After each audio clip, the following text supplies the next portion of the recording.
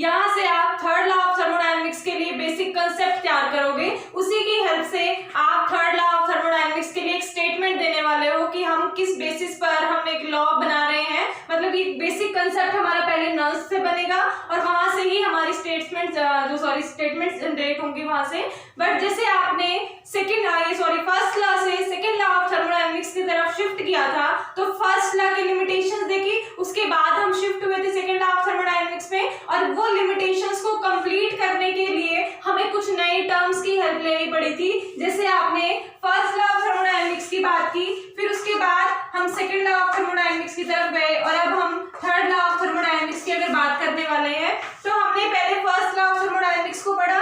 यहाँ से हमने कुछ लिमिटेशंस देखी फर्स्ट लॉ ऑफ थर्मोडायनेमिक्स की, और उसकी हेल्प से, उन लिमिटेशंस की वजह से, जो हमने यहाँ पर लिमिटेशंस देखी थी, उन्हीं की हेल्प से हम सेकंड लॉ ऑफ थर्मोडायनेमिक्स की तरफ शिफ्ट हुए। और सेकंड लॉ ऑफ थर्मोडायनेमिक्स में हमने कुछ नए टर्म्स पढ़ी। नई टर्म्स कौन सी पढ़ी? हमने वहां पर एंट्रोपी टर्म को पढ़ा था। जैसे हमने फर्स्ट लॉ ऑफ थर्मोडायनेमिक्स की अगर हम बात करके चले, तो फर्स्ट लॉ ऑफ थर्मोडायनेमिक्स में आप लोग पढ़ते हो इंटरनल एनर्जी के बारे में, यू से जिसको रिप्रेजेंट करते हैं। क्या है ये आपकी इंटरनल एनर्जी? तो इंटरनल एनर्जी का कंसेप्ट हम mainly first law of thermodynamics में पढ़ते हैं, और सेकंड लॉ ऑफ थर्मोडायनेमिक्स में हम एंट्रोपी का कंसेप्ट पढ़ते हैं। किसका कंसेप्ट पढ़ा था?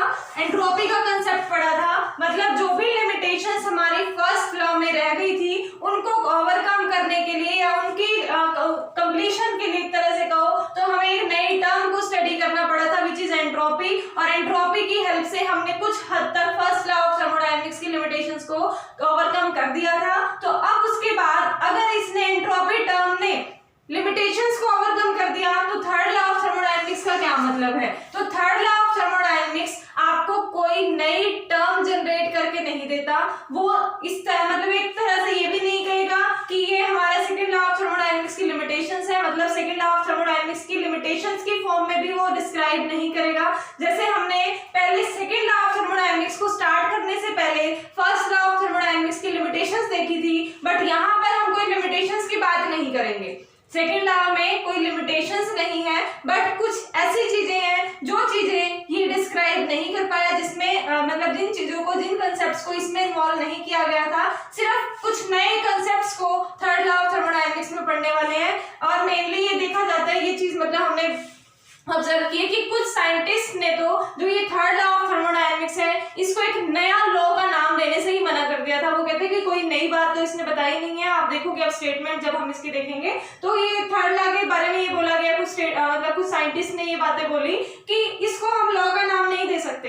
यहाँ से हमें एक वैल्यूएबल इंफॉर्मेशन मिली है, यहाँ से हमें एक वैल्यूएबल इंफॉर्मेशन मिली है, यहाँ से हमने इंटरनल एनर्जी के बारे में पढ़ा, यहाँ से हमने एंट्रोपी के बारे में पढ़ा।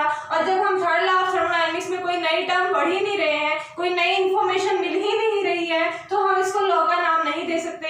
बट एट द एंड काफी डिस्कशंस के बाद लास्ट में जो थर्ड लॉ का जो स्टेटमेंट आप देखोगे, या मतलब जो भी यहाँ पर ऑब्जर्व की गई है कंसेप्ट्स, उनको लास्ट में एक लॉ का नाम दे दिया गया था, और जिसको कि हम आज तक थर्ड लॉ ऑफ थर्मोडायनेमिक्स का नाम देते आए हैं। बट अब ये जो थर्ड लॉ ऑफ थर्मोडायनेमिक्स जो है, वो हमारा किसी एक बेसिक कंसेप्ट पे काम करता है। और वो बेसिक कंसेप्ट किसने दिया था हमें? नर्स-हीट थ्योरम ने दिया था, जो कि डब्ल्यू नर्स ने इस थ्योरम को दिया था। डब्ल्यू नर्स ने इस थ्योरम के बारे में बात की थी। उन्होंने एक हमारे सामने थ्योरम रिप्रेजेंट की, जिसके बेसिस पर, जिसकी हेल्प से हम एक नई स्टेटमेंट को जनरेट करेंगे कुछ टर्म एंड कंडीशंस की बेसिस पर, जो स्टेटमेंट हमारी थर्ड लॉ ऑफ थर्मोडायनेमिक्स की स्टेटमेंट बन जाएगी। जैसे आपने फर्स्ट लॉ ऑफ थर्मोडायनेमिक्स की स्टेटमेंट की थी, सेकेंड लॉ ऑफ थर्मोडायनेमिक्स के लिए भी 2-3 क्लॉसेस ये प्लैंक ने स्टेटमेंट दी थी, वो भी आपने स्टेटमेंट पढ़ी। यहाँ पर आपने वो फर्स्ट लॉ की तो सभी को पता ही होता है, फर्स्ट लॉ ऑफ थर्मोडायनेमिक्स की क्या स्टेटमेंट दी थी आपने? Energy can neither be created nor be destroyed. वो वाली स्टेटमेंट, मतलब energy can neither be created nor be destroyed, but it can transform from one form to another form. ये form में मतलब ये स्टेटमेंट यहाँ पर पढ़ी। फिर उसके बाद आपने कार्नोट साइकिल की हेल्प से सेकेंड लॉ ऑफ थर्मोडायनेमिक्स के बारे में पढ़ा। अब थर्ड लॉ ऑफ थर्मोडायनेमिक्स की जब हम बात करेंगे, तो ये जिस तरह से कार्नोट साइकिल पर बेस्ड था पूरा का पूरा लॉ, ये हमारा नर्स नर्न्स हीट थ्योरम पर बेस्ड है। तो सबसे पहले हमें नर्न्स हीट थ्योरम के बारे में पढ़ना है कि नर्न्स हीट थ्योरम क्या कहती है। फिर जब लास्ट में इसका रिजल्ट देखोगी क्या स्टेटमेंट इसने पास की है नर्न्स हीट ने, तो उसके बेसिस पर हम लास्ट में कुछ थर्मोडायनामिक रिलेशंस को यूज करते हुए, जो कि हमने अभी तक पढ़ी हैं, उनको यूज करते हुए हम एक स्टेटमेंट देंगे। वो स्टेटमेंट का क्या नाम होगा, थर्ड लॉ ऑफ थर्मोडायनामिक्स के लिए मतलब वो पर्टिकुलर स्टेटमेंट रहेगी। तो अब हम सबसे पहले स्टार्ट करते हैं नर्न्स हीट थ्योरम को, फिर उसके बाद हम शिफ्ट मतलब वहां से ही अपने थर्ड लॉ ऑफ थर्मोडायनामिक्स की स्टेटमेंट देखेंगे। तो स्टार्ट करते हैं। अब अगर हम नर्न्स हीट थ्योरम की बात करें तो नर्न्स हीट थ्योरम हमारा दो कंसेप्ट्स पर काम करता है। मतलब नर्न्स ने दो कंसेप्ट पर काम किया। कौन कौन से कंसेप्ट पर, एक तो एंथैल्पी पर, एक गिब्स फ्री एनर्जी पर, दोनों के चेंज पर काम किया है। और वहां पर उन्होंने टेम्परेचर को कांस्टेंट कर दिया। क्या बोला, डब्ल्यू नर्न्स ने हमारे दो कंसेप्ट्स पर काम किया, which is enthalpy change and Gibbs free energy change at constant या at a particular temperature. Constant temperature बोल दो या किसी पर्टिकुलर टेम्परेचर पर काम किया उन्होंने, और उन्होंने एक सिस्टम अज्यूम किया। उस सिस्टम के लिए उन्होंने डेल्टा एच कैलकुलेट किया और डेल्टा जी कैलकुलेट किया। आप सभी को पता है डेल्टा जी किसके इक्वल होता है, delta H minus T delta S के इक्वल होता है। जी किसके इक्वल होता है आपका, एच माइनस टी एस के ना। अगर जी एच माइनस टी एस के है तो अगर हम चेंज इन जी की बात करें तो delta G is equal to delta H minus T. कोई पर्टिकुलर कांस्टेंट टेम्परेचर चल रहा है तो यहाँ पर टी आपका फिक्स रहेगा, डेल्टा एस। इस फॉर्म में हम इसको लिख सकते हैं। तो अगर यहाँ से मैं वैल्यू कैलकुलेट करूं delta G minus delta H, just rearrangement कर रही हूं, which is equal to minus T delta S के इक्वल आ जाएगा। Delta G minus delta H is equal to T minus of T delta S के equal होगा। इसको इस फॉर्म में लिख लो एक बार, delta H minus delta G, negative sign common ले रहे हैं, delta H minus delta G is equal to T delta S. इस फॉर्म में भी लिख सकते हैं इसको। यहां से अगर हम डेल्टा एच और डेल्टा जी पर अपनी कॉन्सेंट्रेशन करने वाले हैं, जो भी कैलकुलेशन या जो भी हम ऑब्जर्वेशन करने वाले हैं, अगर मैं एच और जी के ऊपर ही कर रही हूं तो वहां पर पूरे की पूरी डिपेंडेंसी, मतलब इन दोनों की हेल्प से हम डेल्टा एस वैल्यू को कैलकुलेट कर सकते हैं।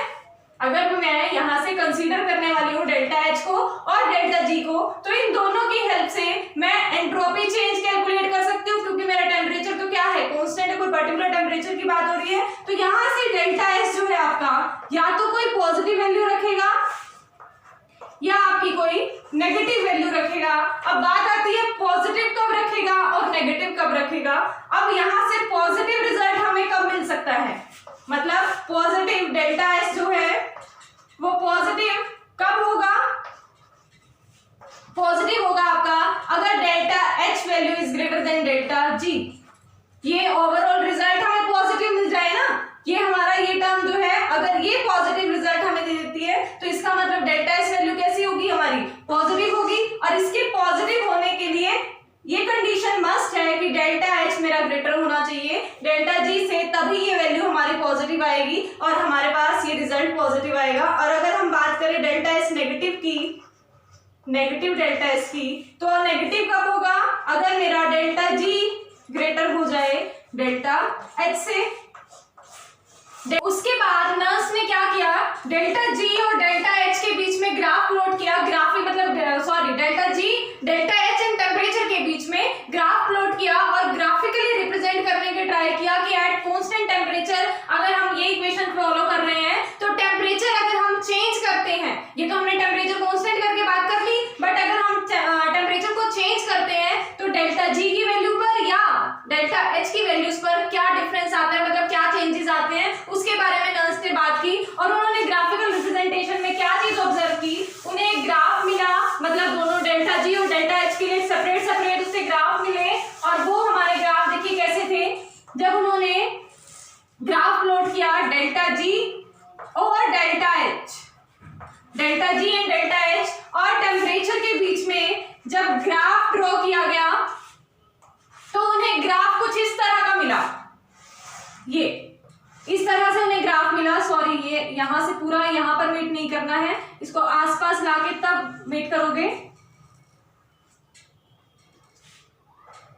यहाँ आकर मतलब ये अगर हमारा डेल्टा एच को रिप्रेजेंट कर रहा है, ये हमारा ग्राफ डेल्टा जी के ग्राफ को रिप्रेजेंट कर रहा है। और उन्होंने क्या चीज ऑब्जर्व की यहाँ इस ग्राफ से, इससे पहले ना एक बार गिब्स हेल्महोल्ट्ज इक्वेशन लिख लेते हैं जिसमें डेल्टा जी डेल्टा एच दोनों इन्वॉल्व है और टेम्परेचर के साथ वो वेरिएंस भी वहां पर चेक करते हैं। तो गिब्स हेल्महोल्ट्ज इक्वेशन अगर आप बात करो, Gibbs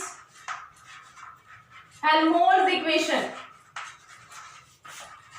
Gibbs Helmholtz equation, delta G minus delta H is equal to T curl delta G by curl T at constant pressure. ये होती है हमारी गिब्स हेल्महोल्ट्ज इक्वेशन जो कि आप सेकेंड लॉ ऑफ थर्मोडायनेमिक्स के टाइम पे डिराइव कर चुके हो।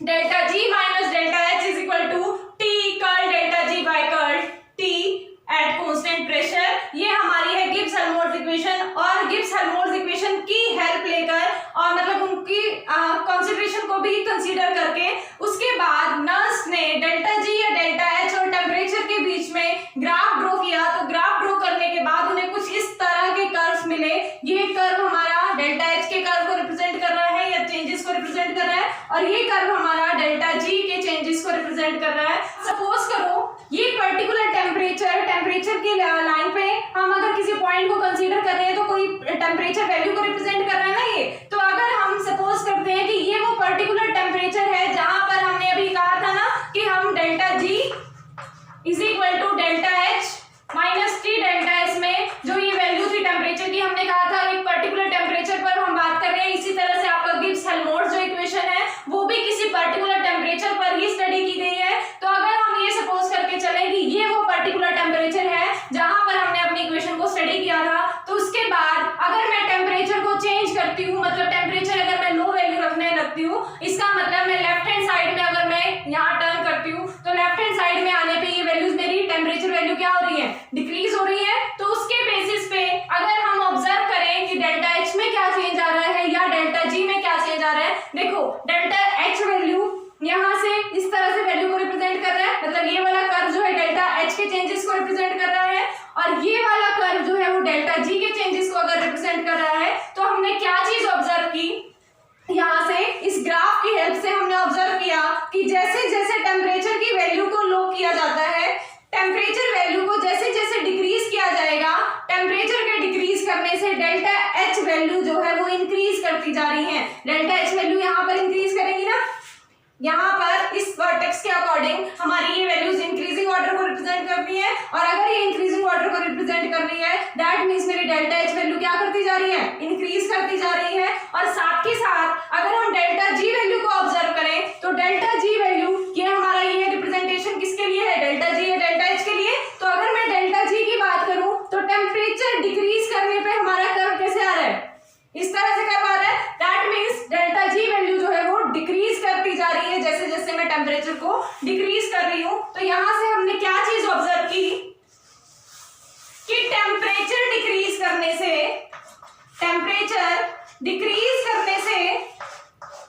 डेल्टा एच वैल्यू तो इंक्रीज कर रही है और डेल्टा जी वैल्यू मेरी डिक्रीज कर रही है।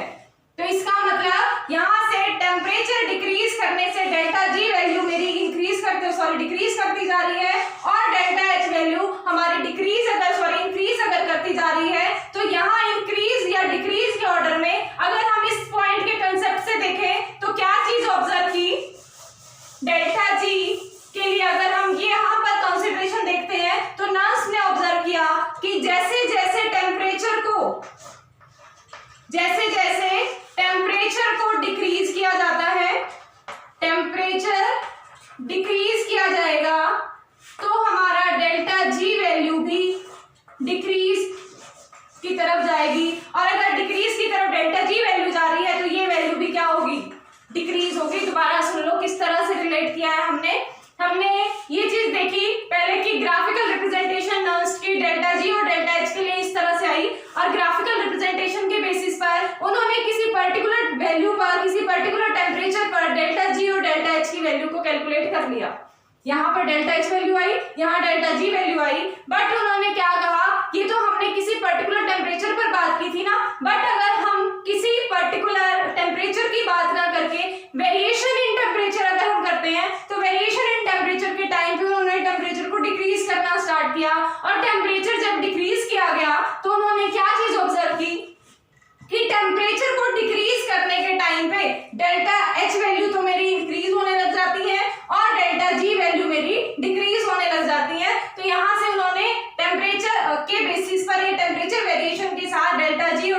एक्सेलरेशन चेक कर लिया, और जब उन्होंने इसी कंडीशन को गिब्स हेल्महोल्ट्ज इक्वेशन पर अप्लाई किया तो उन्होंने यहाँ पर भी ये फैक्टर को भी रिप्रेजेंट कर दिया कि टेम्परेचर के डिक्रीज करने से डेल्टा जी वैल्यू डिक्रीज अगर हो रही है तो हमारा ये मतलब ये वाला फैक्टर भी डिक्रीज होने लग जाएगा। और एक चीज याद रखना, बहुत इंपॉर्टेंट चीज है ये, टेम्परेचर यहाँ पर केल्विन में लिया था नर्स ने, डिग्री सेल्सियस में कोई नहीं लिखेगा, टेम्परेचर यहाँ पर केल्विन में लिया गया था, और इसका मतलब ये पॉइंट हमारा क्या होगा, 0 केल्विन को रिप्रेजेंट करने वाला है। तो अगर ये 0 केल्विन को रिप्रेजेंट कर रहा है, दैट मीन्स हम टेम्परेचर को डिक्रीज करते हुए, यहाँ से बहुत इंपॉर्टेंट पॉइंट निकल के आने वाला है जो अब नेक्स्ट स्टेप में बोलने वाली हूँ। यहाँ तक का तो आपको समझ आ गया ग्राफिकल रिप्रेजेंटेशन के बेसिस पर, बट इसके बाद जो मैं पॉइंट बोल रही हूँ वो बहुत इंपॉर्टेंट है। ये चीज तो हमने ऑब्जर्व कर ली कि टेम्परेचर डिक्रीज करने से डेल्टा जी वैल्यूज भी वेरी करती हैं और डेल्टा एच वैल्यूज भी वेरी करती हैं, और अगर ये वैल्यू वेरी कर रही है तो वो भी हमने देख लिया, डेल्टा एच इंक्रीज कर रहा था और डेल्टा जी डिक्रीज कर रहा था। बट उन्होंने यहाँ से क्या चीज ऑब्जर्व की कि जैसे ही टेम्परेचर को हम एब्सोल्यूट 0 के क्लोज लेके आते हैं, मतलब अप्रोच कराते हैं, यहाँ पर मैंने देखो क्या वर्ड बोला है, अप्रोच जैसे ही हम कराते हैं 0 केल्विन के, तो उस टाइम पर डेल्टा जी वैल्यू और डेल्टा एच वैल्यू भी एक दूसरे को अप्रोच करने लग जाती हैं। ध्यान रखना, कुछ स्टूडेंट्स क्या करते हैं, डेल्टा जी और डेल्टा एच को भी क्या देते हैं, 0 हो जाती हैं। क्या बोल रहे हैं हम कि टेम्परेचर डिक्रीज करने से, टेम्परेचर के डिक्रीज करने से जब टेम्परेचर मेरा 0 को अप्रोच करता है तो डेल्टा जी और डेल्टा एच वैल्यू अप्रोच करती हैं एक दूसरे को।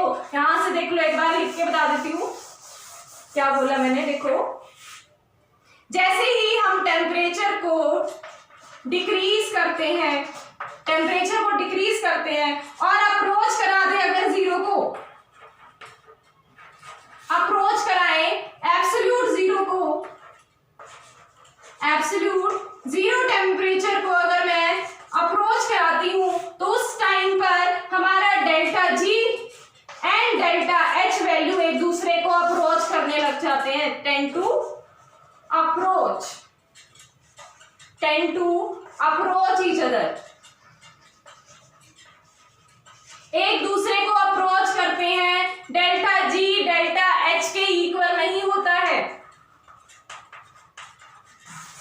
और सॉरी इक्वल टू 0 नहीं होता है। क्या लिख देते हैं कुछ स्टूडेंट्स, डेल्टा जी और डेल्टा एच इक्वल हो जाता है 0 के, ये 0 के इक्वल नहीं होता है, ये एक दूसरे को अप्रोच करते हैं, मतलब एक दूसरे की तरफ बढ़ने लग जाते हैं, एक दूसरे की वैल्यूज की तरफ टेंड करने लग जाते हैं, बिल्कुल इक्वल नहीं होते हैं। अगर इक्वल की, बिल्कुल इक्वल की अगर आपको बात करनी है तो 0 पर जाने के बाद इक्वल होंगे, क्या अदरवाइज अगर आप 0 से थोड़ा सा एक स्टेप इधर हो तब वो अप्रोचिंग कंडीशन में है, तब वो 0 या सॉरी इक्वल नहीं है। तो यहाँ से ये बहुत ही इंपॉर्टेंट कंसेप्ट है, ये समझ आना सबसे इंपॉर्टेंट था कि यही हमारा नर्स इक्वेशन, मतलब नर्स ने यही पॉइंट स्टडी किया था।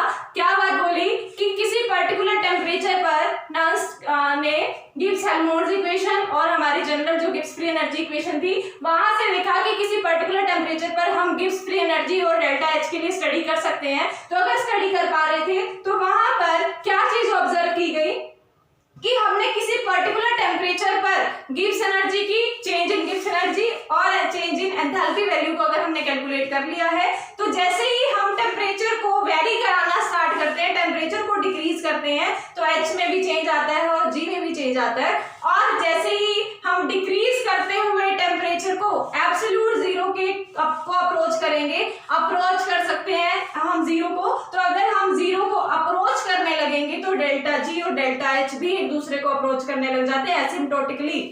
कैसे? एसिम्प्टोटिकली वर्ड यूज किया। एसिम्प्टोटिकली का मीन क्या होता है? एसिम्प्टोटिकली मीनिंग है कि वो एक दूसरे को टेंड कर रहे हैं, बिल्कुल इक्वल नहीं हो जाते, इसका मतलब यही होता है। तो आप हर बुक में लिखा हुआ देखोगे कि डेल्टा जी और डेल्टा एच एक दूसरे को एसिम्प्टोटिकली अप्रोच करते हैं, दैट मीन्स वो एक दूसरे की तरफ बढ़ना स्टार्ट कर देते हैं। बट अगर हम ये कहें कि डेल्टा जी इक्वल हो गया है डेल्टा एच के, ऐसा सिर्फ और सिर्फ एब्सोल्यूट 0 टेम्परेचर पर होगा, जब T कंप्लीटली 0 होगा। अप्रोच वाली कंडीशन नहीं लगाएंगे, टेम्परेचर अगर मेरा कंप्लीटली 0 होगा, देखो इसको मैथमेटिकली भी रिप्रेजेंट कर सकते हो। यहाँ टेम्परेचर 0 हो जाए तो ये वाला फैक्टर मेरा 0 और ये फैक्टर 0, तो delta G minus delta H is equal to 0 और वहां से कह सकते हो आप delta G is equal to delta H. But यहाँ ये कंडीशन तभी होगी जब मेरा टेम्परेचर एब्सोल्यूट 0 के इक्वल होगा। बट जैसे जैसे टेम्परेचर अप्रोच कर रहा है तो ये धीरे धीरे एक दूसरे की तरफ आना स्टार्ट कर देते हैं, मतलब एक दूसरे की वैल्यूज को अप्रोच करने लग जाते हैं। बट कंप्लीट 0 कहाँ होगा? एब्सोल्यूट 0 टेम्परेचर पर कंप्लीट 0 होगा। और ये चीज बिल्कुल याद रखना, यहाँ पर ये वाली गलती मत करना, डेल्टा जी और डेल्टा एच 0 नहीं हो जाते। डेल्टा जी और डेल्टा एच इक्वल हो जाते हैं एट एब्सोल्यूट 0 टेम्परेचर पर, ये दोनों इक्वल टू 0 नहीं होंगे। तो यहां से उन्होंने ये चीज ऑब्जर्व की। इसके बाद अगर हम बात करें थर्मोडायनामिकल रिलेशन की, तो अब हम इसकी मैथमेटिकल रिप्रेजेंटेशन की बात करें तो वो क्या होगी?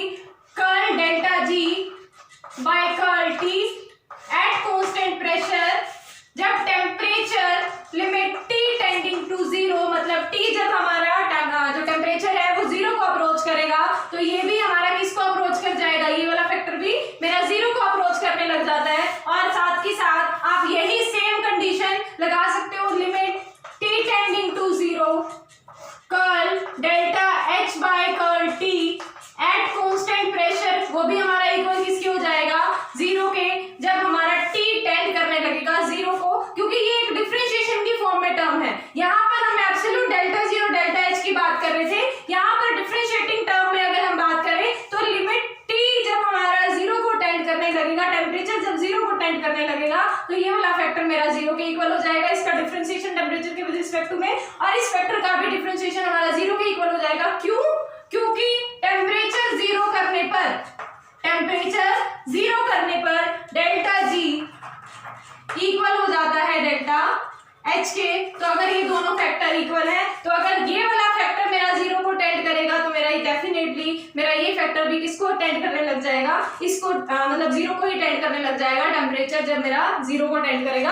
अब देखिए अगर ये दोनों फैक्टर्स हमारे 0 के इक्वल है तो यही रिलेशन जो हमें इंपॉर्टेंट रिलेशन मिली है, ये काफी यही रिलेशन हमारा नॉन-स्टेट थ्योरम के नाम से जानी जाती है। तो अगर आप थ्योरेटिकल एक्सप्लेनेशन की बात करते हो तो थ्योरेटिकल एक्सप्लेनेशन के फॉर्म में आपके पास क्या आया है कि हमारा डेल्टा जी और डेल्टा एच जो है वो 0 को टेंड करने लग जाते हैं जब मेरा टेम्परेचर 0 को टेंड करता है। देखो delta G and delta H are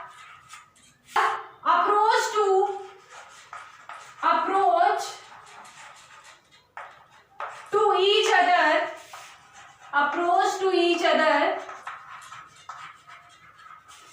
when temperature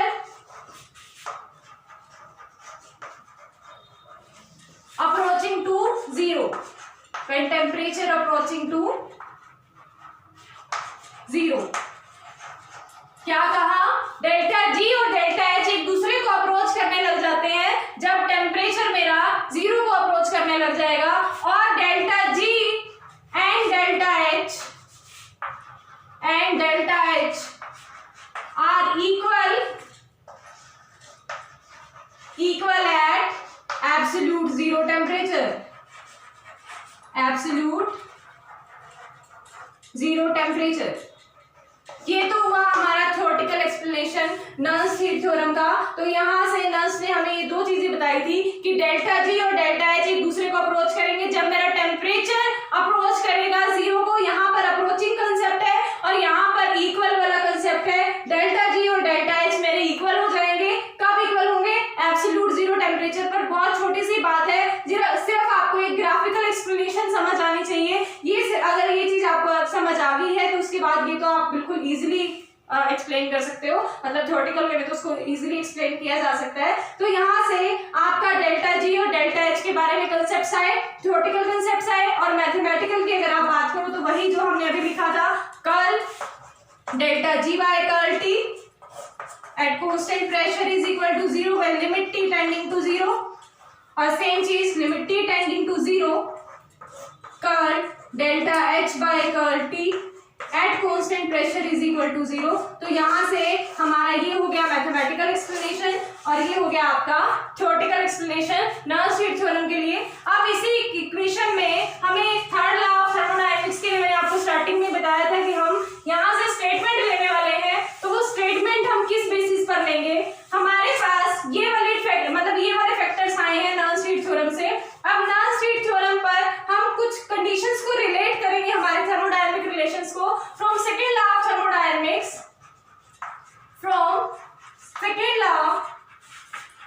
thermodynamics, हमारे पास कुछ रिलेशंस हैं। क्या रिलेशन है, curl delta G by curl T at constant pressure is equal to minus delta S के इक्वल होता है। ये आपने सेकेंड लॉ जब आपने डिराइव किया था उसके बाद जो मैथमेटिकल रिलेशंस हमने सारे किए थे वहां पर आपका ये मतलब मैथमेटिकल रिलेशन आपके सामने आया था। ये क्या था, delta G by curl T at constant pressure is equal to minus delta S, और साथ ही साथ आपने एच के फॉर्म में भी इस रिलेशन को पढ़ा हुआ है as the form of Kirchhoff law, delta T at constant pressure is equal to, ये डेल्टा एस के इक्वल था, ये डेल्टा सी पी के इक्वल होगा। और यहाँ पर देखिए curl delta H by curl T at constant pressure, यहाँ लिमिट्स मत लिख देना, ये हमने एक थर्मोडायनामिक रिलेशन पढ़ी हुई है और वो थर्मोडायनामिक रिलेशन हमें ये दो रिलेशंस हैं, डेल्टा जी की फॉर्म में भी है और एक डेल्टा एच की फॉर्म में भी है। तो दो रिलेशंस आपके सामने आई। इन दोनों रिलेशंस को अगर हम इन दोनों इक्वेशंस के साथ रिलेट करते हैं या कंपेयर करते हैं तो यहाँ से जब मैं इस इक्वेशन को कंपेयर करूँ इस इक्वेशन के साथ तो मेरे पास क्या वैल्यू आएगी, minus delta S is equal to 0। पर कब आएगी, अगर मेरा लिमिट टी टेंड करेगा 0 को, तो ये नेगेटिव साइन था, ये इधर जाके क्या हो जाएगा, पॉजिटिव हो जाएगा। तो delta S tending to 0 when limit T tending to 0। इसी तरह से जब हम इस इक्वेशन को और इस इक्वेशन को कंपेयर करेंगे तो हमारे पास क्या रिलेशन आने वाली है, ये दोनों इक्वेशंस को जब हम कंपेयर करेंगे, क्योंकि देखो लेफ्ट हैंड साइड इसकी भी और इसकी भी दोनों की इक्वल है, तो अगर लेफ्ट हैंड साइड से इक्वल है तो राइट हैंड साइड भी इक्वल होनी चाहिए। तो डेल्टा एस मेरा 0 के इक्वल आ गया यहाँ से, और लिमिट वाली कंडीशन साथ में रहेंगी, क्योंकि ये वाली कंडीशन तभी एप्लीकेबल है अगर आपका टेम्परेचर T टेंडिंग टू 0 होगा। तो यहाँ limit T tending to 0 delta S is equal to 0। और जब हम इन दोनों इक्वेशंस को कंपेयर करेंगे तो इनकी भी लेफ्ट हैंड साइड्स आपकी इक्वल है, लेफ्ट हैंड साइड्स इक्वल है तो राइट हैंड साइड्स भी डेफिनेटली इक्वल होंगी। तो हमारा limit T tending to 0, limit T tending to 0 delta Cp is equal to 0। तो यहाँ से हमारे पास एक ये रिलेशन आई और साथ के साथ अभी हमने लिखी है limit T tending to 0 delta S is equal to 0। ये कंडीशन भी हमारी आ गई। इन दोनों के बेसिस पे हम थर्ड लॉ ऑफ थर्मोडायनेमिक्स की स्टेटमेंट देने वाले हैं। देखो आपने यही सब पढ़ा है जो मैंने अभी यहाँ पर रिप्रेजेंट कर रखा है, इसी के बारे में एक्सप्लेन किया है, इसके अलावा कुछ एक्सप्लेनेशन नहीं दी, सिर्फ एक ग्राफिकल रिप्रेजेंटेशन की फॉर्म में आपने उसको एक्सप्लेन किया है। देखो ये हमारी थर्मोडायनेमिक नोन टर्म्स थी और ये हमारा नर्स थ्योरम थी। जस्ट इन दोनों को कंपेयर करके हमने एक नई रिलेशंस देख ली है। अब यहाँ से अब मतलब हम जो थर्ड लॉ ऑफ थर्मोडायनेमिक्स की डेरिवेशन या स्टेटमेंट जो देने वाले हैं वो स्टेटमेंट हम किसके बेसिस पर दे रहे हैं, हम नर्स-स्टीट थ्योरम को यूज करके और साथ के साथ सेकेंड लॉ ऑफ थर्मोडायनेमिक्स का यूज करके दोनों को कंबाइंड रिजल्ट देंगे, मतलब दोनों का कंबाइंड रिजल्ट देंगे जो कि हमारा थर्ड लॉ ऑफ थर्मोडायनेमिक्स की स्टेटमेंट की फॉर्म में आएगा। तो अब हम स्टेटमेंट देख लेते हैं। नर्स-स्टीट थ्योरम यहाँ पर कंप्लीट है और बेसिकली अगर आपसे कोई पूछता है नर्स-स्टीट थ्योरम को तो वो तो हमारा यहीं तक है, वो तो हम आगे ये इन चीजों को मतलब इन टर्म्स को रिलेट जस्ट इसलिए कर रहे हैं क्योंकि हमें थर्ड लॉ ऑफ थर्मोडायनेमिक्स तक या कुछ नए कंसेप्ट तक पहुंचना है कि नर्स ने ये रिलेशंस को ऑब्जर्व क्यों किया, उसका मोटिव क्या था यहाँ पे ये चीजें ऑब्जर्व करने का। उनका मोटिव यही था कि हमें कुछ नए कंसेप्ट्स को यहाँ से डेवलप करना है और उन्होंने नए कंसेप्ट्स को डेवलप किसकी हेल्प से किया, सेकेंड लॉ ऑफ थर्मोडायनेमिक्स की हेल्प से। तो आप स्टेटमेंट देख लेते हैं थर्ड लॉ ऑफ थर्मोडायनेमिक्स की। ये दोनों कंडीशंस याद रखना, क्या है हमारा एंट्रोपी चेंज भी 0 के इक्वल हो जाता है जब मेरा टेम्परेचर टेंडिंग टू 0 होगा, और मेरा ये चेंज इन हीट कैपेसिटीज भी है जो वो 0 के इक्वल हो जाएगा जब मेरा टेम्परेचर 0 को अप्रोच करेगा। ये चीज याद रखना। ये सीपी किसको रिप्रेजेंट कर रहा है, हीट कैपेसिटी को। हीट कैपेसिटी को एट कांस्टेंट प्रेशर, तो ये हमारा चेंज इन हीट कैपेसिटी है, change in heat capacity eight constant pressure, constant pressure. और ये तो आप सभी को पता ही है, ये भी क्या है, एंट्रोपी। और ये हमारा डेल्टा एस किसको रिप्रेजेंट कर रहा है, चेंज इन एंट्रोपी को, चेंज इन एंट्रोपी। तो इसका मतलब हमने नर्व्स हीट थ्योरम और सेकेंड लॉ ऑफ थर्मोडायनेमिक्स का कंबाइंड रिजल्ट हमने ये देखा कि हमारा change in internal heat capacity, और ये भी हमारा जीरो को टेंड कर जाएगा जब मेरा टेम्परेचर जीरो को टेंड करेगा, और मेरा डेल्टा एस या चेंज इन एंट्रोपी भी जीरो को टेंड कर जाएगा जब मेरा टेम्परेचर जीरो को टेंड करेगा। तो अब इसी के बेसिस पर स्टेटमेंट है हमारे सामने, स्टेटमेंट ऑफ थर्ड लॉ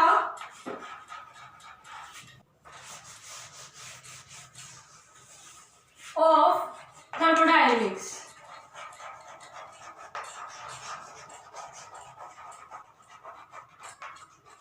जैसा कि मैंने अभी कहा कि भाई नर्व्स हीट थ्योरम की हेल्प से हम यहाँ पर स्टेटमेंट देने वाले हैं। अब इन दोनों ही कंडीशन की हेल्प से हम स्टेटमेंट देंगे।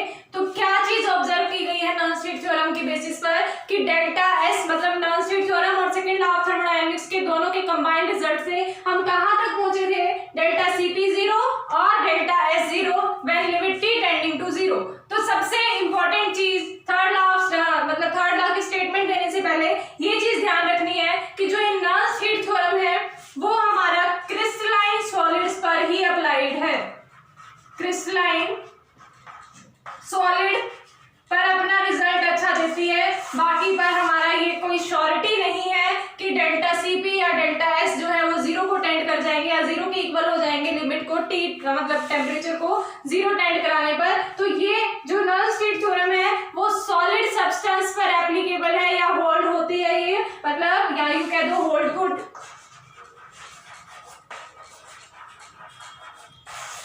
कौन, नर्व्स हीट थ्योरम। तो नर्व्स हीट थ्योरम अगर क्रिस्टलाइन सॉलिड्स पर स्टडी की जाती है तो इसका मतलब जो हमारा थर्ड लॉ आने वाला है तो वो थर्ड लॉ हमारा क्रिस्टलाइन सॉलिड्स के लिए है, वो सभी पर एप्लीकेबल नहीं है। और मोस्टली एक पर्टिकुलर कंडीशन बताऊंगी जहां पर तो हमारा क्रिस्टलाइन सॉलिड पर ही एप्लीकेबल होगी वो कंडीशन, तो बाकी अदरवाइज हमारे पास दो स्टेटमेंट आने वाली है। उन दोनों स्टेटमेंट में से हमारी एक स्टेटमेंट तो कंप्लीटली क्रिस्टलाइन सॉलिड्स पर ही एप्लीकेबल है, अदरवाइज वो एप्लीकेबल नहीं है। तो अब कंडीशंस देख लीजिए। तो थर्ड लॉ ऑफ थर्मोडायनेमिक्स में सबसे पहली कंडीशन हमें यही मिली नर्व्स हीट थ्योरम की हेल्प से, हमें पता चला limit T tending to 0 and मतलब अगर हमारा टेम्परेचर के लिमिट्स को 0 टेंड करा दिया जाता है तो उस टाइम पे delta CP is equal to 0 हो जाता है। इसका मतलब डेल्टा सीपी का मतलब क्या है कि हमारा हीट कैपेसिटी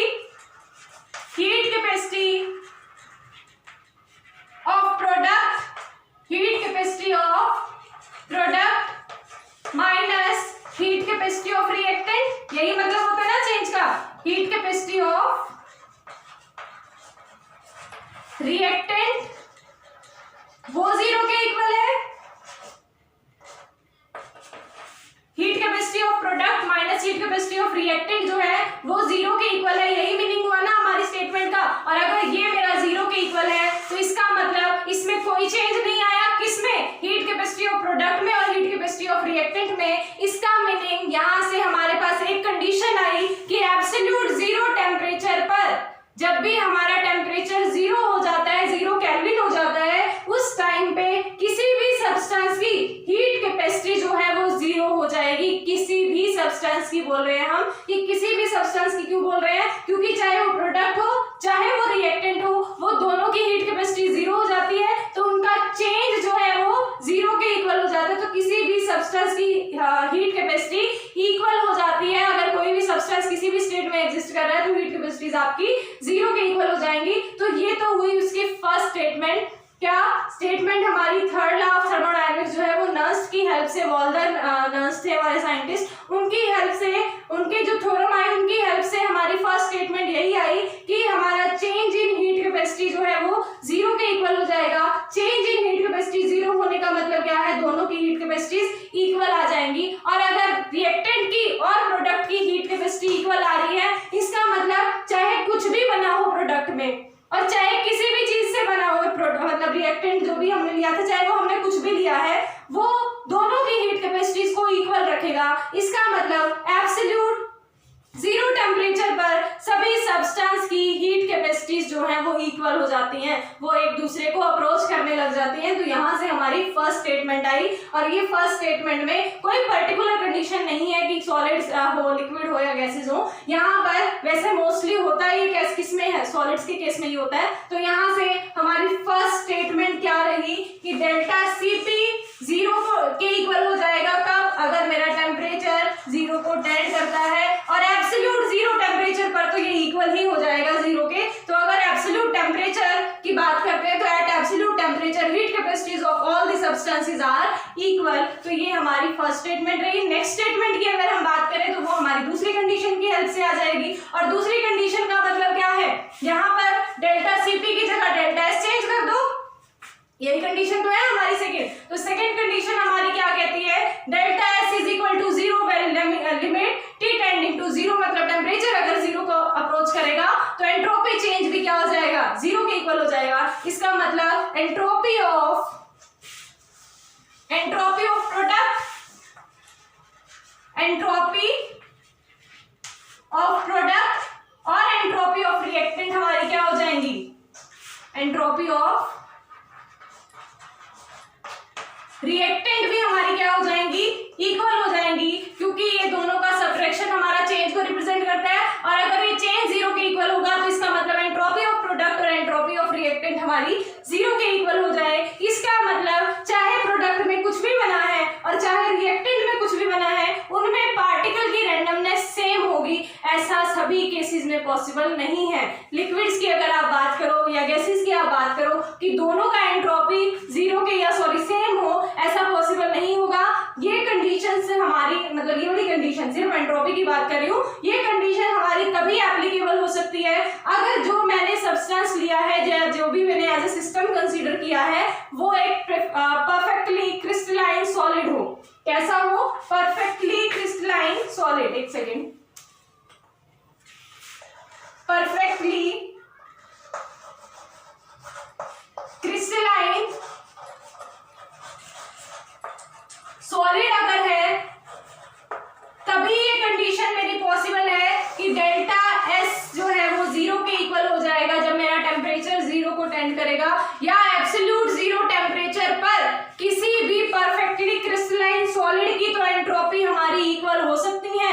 बट अगर आप लिक्विड की बात करो, गैसेस की बात करो, वहां पर हो भी सकती है और नहीं भी हो सकती। तो यहाँ से स्टेटमेंट आपकी यही बनती है कि at absolute zero temperature the entropy of all the substance may be equal. यहाँ पर मे भी इक्वल आएगा, बट अगर आप कंडीशन लगा दो कि मेरा सब्सटेंस परफेक्टली क्रिस्टलाइन है, तो उस टाइम पर मतलब परफेक्टली क्रिस्टलाइन सॉलिड अगर आपका है तो उस टाइम पर डेफिनेटली आपकी सभी एंट्रोपी, सभी सब्सटेंस की entropy at absolute zero temperature जो है वो जीरो के इक्वल होगी, इक्वल होंगी, जीरो के इक्वल नहीं, वो सभी एंट्रोपीज जो है वो इक्वल होंगी एट एब्सोल्यूट जीरो टेम्परेचर। तो ये हुई हमारी सेकंड स्टेटमेंट। तो फर्स्ट स्टेटमेंट में हमने entropy change heat capacity change की बात की, और सेकंड स्टेटमेंट में हमने एंट्रोपी चेंज की बात की। और वो दो मतलब एब्सोल्यूट जीरो टेम्परेचर पर अगर हम ले जाते हैं किसी भी सब्सटेंस को तो हीट कैपेसिटीज भी इक्वल हो जाती है और हमारी एंट्रोपीज भी इक्वल हो जाती हैं। बट कंडीशन इज कि वो परफेक्टली क्रिस्टलाइन सॉलिड होना चाहिए। बट अगर आप किसी और सब्सटेंस की बात कर रहे हो, लिक्विड या गैसेस सब्सटेंस की, गैसेस पर भी इतना एप्लीकेबल तो होता ही नहीं है गैसेस पर तो, बट आपके अगर लिक्विड की बात की जाए तो वहां पर एंट्रोपी जीरो हो भी सकती है, सेम, सभी सब्सटेंस की एंट्रोपी सेम हो भी सकती है और नहीं भी हो सकती। वो कंडीशन वो पर्टिकुलर सब्सटेंस पर डिपेंड करेगा। बट हीट कैपेसिटीज के लिए आप कह सकते हो कि आपकी हीट कैपेसिटी जो है वो सेम हो जाती है, इक्वल हो जाती है सभी की एब्सोल्यूट जीरो टेम्परेचर पर। तो यहाँ से अगर हम बात करें ओवरऑल रिजल्ट की, तो हम ओवरऑल रिजल्ट की फॉर्म में कह सकते हैं कि किसी भी थर्ड मतलब स्टेटमेंट की फॉर्म में हम क्या कह सकते हैं कि at absolute zero temperature, at absolute zero temperature heat capacities of all the substances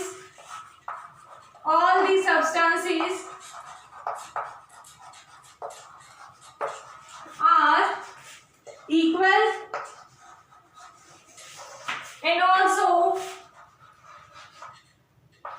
and also entropy of substance of all the substance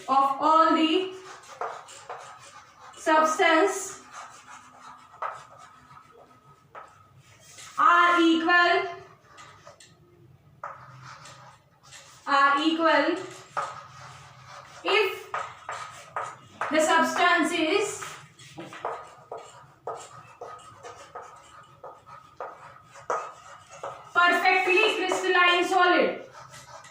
perfectly crystalline solid। ये चीज ध्यान रखनी है कि क्रिस्टलाइन सॉलिड्स के लिए ही हमारा एंट्रोपी जो है वो सभी सब्सटेंस की इक्वल हो सकती है। इसके लिए आप एक सेपरेट स्टेटमेंट की फॉर्म में भी अगर लिखोगे, यहां तक तो देखो सभी पर एप्लीकेबल है, यहां तक के लिए हमें कोई टेंशन लेने की जरूरत नहीं है। बट यहां पर जब आप यहां वाली ये एंट्रोपी वाली कंडीशन पर आ जाते हो तो यहां पर कहोगे at absolute zero temperature entropy of all the substance are equal, are में भी इक्वल लगाओ पहले, आर में भी इक्वल, क्योंकि वो लिक्विड के केसेस में भी, कुछ एक लिक्विड के केसेस में भी आपकी एंट्रोपी जो है वो इक्वल हो सकती है। बट अगर वो परफेक्टली क्रिस्टलाइन सॉलिड है तो डेफिनेटली वो आपकी एंट्रोपी जो है वो इक्वल होगी एट एब्सोल्यूट जीरो टेम्परेचर। तो आपका ये स्टेटमेंट भी हो गई थर्ड लॉ ऑफ थर्मोडायनामिक्स की। इसके बाकी का कंसेप्ट जो भी है वो हम नेक्स्ट लेक्चर्स में करेंगे। बट यहाँ पर हमारी स्टेटमेंट आ चुकी है कि किस बारे में यहाँ पर स्टडी की गई है। देखो डेल्टा एस की बात की एंट्रोपी और डेल्टा सीपी की बात की which is heat capacity eight constant pressure. कोई भी नई टर्म हमने यहाँ पर जनरेट नहीं की, एंट्रोपी भी हम ऑलरेडी पढ़ चुके हैं और हीट कैपेसिटीज को भी हम ऑलरेडी पढ़ चुके हैं, तो कोई नई टर्म तो नहीं आई। बट एक नई बात आई और वो नई बात भी सिर्फ एब्सोल्यूट जीरो टेम्परेचर से रिगार्डिंग है। बाकी के टेम्परेचर्स को थर्ड लॉ डिस्कस नहीं करता है, वो सिर्फ और सिर्फ एब्सोल्यूट जीरो टेम्परेचर को कंसीडर करके चलता है। वहां के लिए उसने एक अपनी पर्टिकुलर कंडीशन दी है, अदरवाइज उसने कुछ नया हमारे सामने नहीं रखा। हमारी जो मेन पॉइंट्स हैं वो सेकंड लॉ ऑफ थर्मोडायनामिक्स तक ही रहेंगे, बट ये एक पर्टिकुलर कंडीशन आ गई। और इस चीज के लिए जो नर्स है उन्हें नोबेल प्राइज दिया गया था, क्योंकि नर्स ने ही तो स्टडी किया ना, नर्स ने ये कंसेप्ट का बेस बनाया है। तो यहाँ से ये इस चीज का पूरा अवार्ड किसकी तरफ जाता है, या रिवॉर्ड सॉरी किसकी तरफ जाता है, नर्स की तरफ। और इनको इस चीज के लिए नोबेल प्राइज भी दिया गया है कि उन्होंने इस एक इन्वेंशन को किया हमारे सामने which is based on the absolute zero temperature. तो आज का आपका लेक्चर यहीं तक रहेगा, बाकी हम नेक्स्ट क्लास में करेंगे। आज के लिए थैंक यू।